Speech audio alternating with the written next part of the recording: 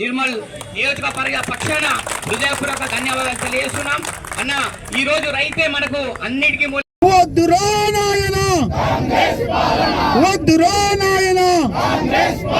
ఇదేమి రాజ్యం, ఇదేమి రాజ్యం, మాతాకి రేవంత్ రెడ్డి సర్కార్ డౌన్ డౌన్, రేవంత్ రెడ్డి సర్కార్, రేవంత్ రెడ్డి, రేవంత్ రెడ్డి, రేవంత్ రెడ్డి,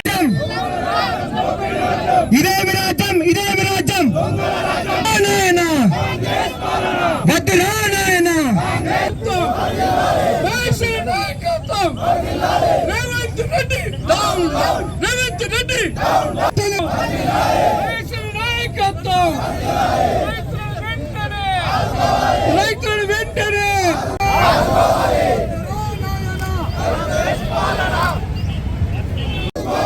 జై జవాన్, జై జవాన్, వైఎస్ఆర్ నాయకత్వం, వైఎస్ఆర్ నాయకత్వం,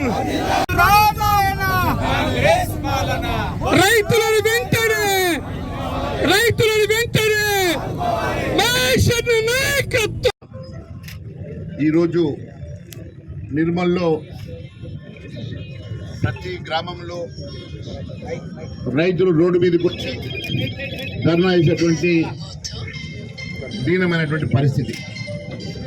ఈరోజు ఇప్పుడే రాజాపూర్లో ధర్నా జరిగింది, మొన్న దిలాల్పూర్లో, గుండంపల్లిలో, మంజులాపూర్లో ప్రతిరోజు ఏదో ఒక చోట రైతులు రోడ్డు మీదకి వచ్చేటువంటి దుస్థితి ఈ రాష్ట్రంలో నిర్మల్ జిల్లాలో నెలకొన్నది.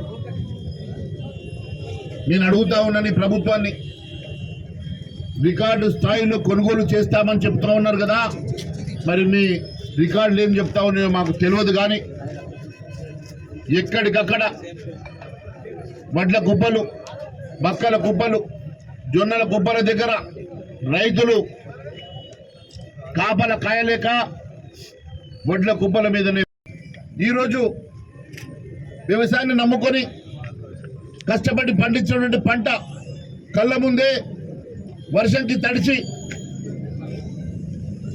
బాధపడుతూ ఉంటే అనేక మంది రైతులు ఈరోజు ఆత్మహత్యలకు పాల్పడుతూ ఉన్నారు.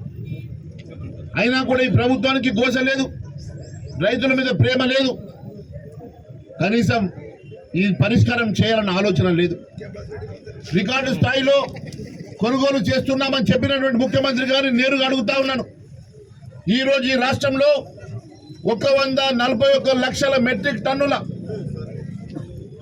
వరి ధాన్యం పండిస్తే మీరు కేవలం 90 లక్షల మెట్రిక్ టన్నుల వరి ధాన్యాన్ని కొనుగోలు చేస్తామని చెప్పారు.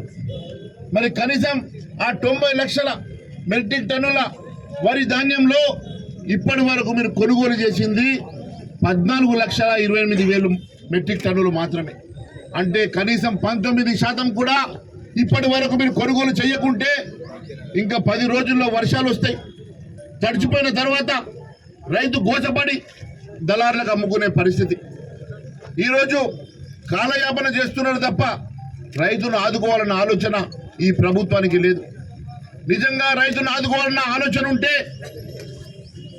మరి ఏప్రిల్ నుంచి ఈరోజు మే 13వ తారీఖు వరకు ఎందుకోసమని కేవలం 19% వడ్లను మాత్రమే కొనుగోలు చేశారు. వర్షం పడ్డాక రైతు మెడకు కత్తి ఏలాడితే ఆ రోజు ఎంతకంటే అంతకిస్తారని ఈ రోజుకే మీరు ఒక బస్తాకు 4 నుంచి 5 కిలోల వడ్లను తరుగు రూపాయనో లేకుంటే మాయిశ్చర్ రూపాయనో మీరు దోచుకుంటున్నారు కదా. మళ్ళీ వర్షాలు పడుతున్నాయన్న బాధతోటి రైతులు ఇంకా 2 కిలోలు ఎక్కువైనా 4 కిలోలు ఎక్కువైనా ఒప్పుకుంటారని ఒక్కొక్క సంచి మీద ఈ రకంగా దోపిడీ చేస్తున్నటువంటి డబ్బులు మరి ఈరోజు 90 లక్షల మెట్రిక్ టన్నులో 12-15% తరుగు పేరు మీద తీసుకునేటువంటి మరి ఈ 15 లక్షల మెట్రిక్ టన్నుల ధాన్యం ఎవరి ఖాతాలకు పోతున్నది, ఎవరి జేబులకు పోతున్నది? మరి దీని మీద ఏమన్నా ఆలోచన చేస్తుందా అని అడుగుతా ఉన్నాను. మరి కింద నుంచి మీది వరకు కుమ్మక్కై ఈరోజు తరుగు పేరు మీద మీరు కలెక్ట్ చేసేటువంటి 15% అధికంగా జోకుతున్నటువంటి వడ్లు మరి ఏం చేస్తా ఉన్నారో దానికి సమాధానం చెప్పాలని మేము అడుగుతా ఉన్నాం. ఈరోజు రైతు కష్టపడి పండించినటువంటి శ్రమను కూడా దోపిడీ చేసేటువంటి ప్రభుత్వం ఏ డబ్బు చాలతలేదని చివరకు రైతు కష్టాన్ని కూడా దోచుకోవడం అమానుషమని తెలియజేస్తా ఉన్నాను. ఒకవైపు ఇది జరుగుతూ ఉంటే మరొక వైపు గన్ని బ్యాగులు లేవని ఈరోజు చేతులు ఎత్తేస్తే 30 రూపాయలకు ఒక గన్ని బ్యాగు చొప్పున రైతులు బయట కొంటా ఉన్నారు. హమాలి కోసం కుంటాలకి 60 రూపాయలు దోచుకుంటా ఉన్నారు.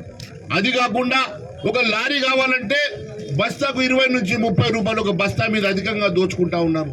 ఈ డబ్బులని ఎవరి ఖాతాలకు పోతున్నాయి? ఇంత చేసిన తర్వాత కూడా ఈరోజు కేవలం ఇప్పటి వరకు రాష్ట్రం మొత్తం 19% మాత్రమే కొనుగోలు కేంద్రాల్లో జోకితే నిర్మల్లో మాత్రం కేవలం 10% కూడా ఇప్పటి వరకు కొనుగోలు కేంద్రాల్లో మరి ఇంక మొదలు కాలే. దానికి కారణం ఏందని అడుగుతా ఉన్నా. ఈ ప్రాంతంలో రైతులంతా ఇబ్బంది పడతా ఉంటే ఈరోజు రోజుస్తున్నటువంటి ప్రభుత్వాన్ని అడుగుతా ఉన్నా. రైతు గోచ ముట్టించుకునేటువంటి ప్రభుత్వాన్ని అడుగుతా ఉన్నాను. ఒకవైపు రైతు బంద్ అయ్యారు, వారికి సబ్సిడీలు ఇవ్వరు, ఇన్పుట్ సబ్సిడీ లేదు, క్రాప్ ఇన్సూరెన్స్ లేదు, గిట్టుబాటు ధర లేదు, దళారులతో వీళ్ళు మోసపోతా ఉంటే ఈ ప్రభుత్వం నిమ్మకు నీరెత్తనట్లు పట్టించుకున్నటువంటి ప్రభుత్వం దున్నపోతు మీద వాన పడ్డట్టుగా గాలి కొదిలేసిన ప్రభుత్వం మీ సంగతి చూస్తాం, మీ మెడలు వంచుతాం, రైతుల పక్షాన భారతీయ జనతా పార్టీ నిలబడుతుందని మరొకసారి తెలియజేసుకుంటూ భారత్ మాతాకి